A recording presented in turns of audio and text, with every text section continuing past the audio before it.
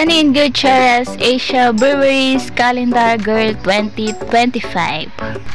Kasabay nga po ng paglabas ng 4 na bagong produkto ng Asia Breweries Incorporated ay ipinakilala na nga rin po si Janine Gutierrez bilang Calendar Girl 2025.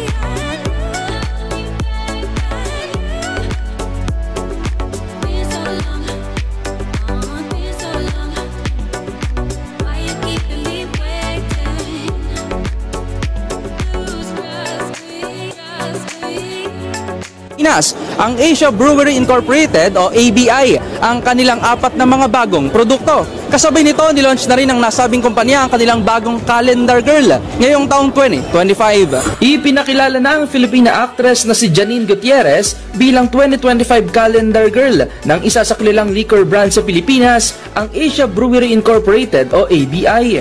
It's such an honor and I'm so excited. I've been so excited about this day for the past few weeks, the past few months, and to finally share it in person here with you is such a happy moment for me, and I'm so grateful to ABI and to launch these new exciting products with you guys today. Tulad ng pag-arte, na-enjoy rin daw man nito ang pagiging Calendar Girl dahil sa iba't ibang karakter rin ng kaniyang ginampanan kasabay ng paglalabas ng mga bagong produkto ng ABI. Making a calendar is really special because it marks the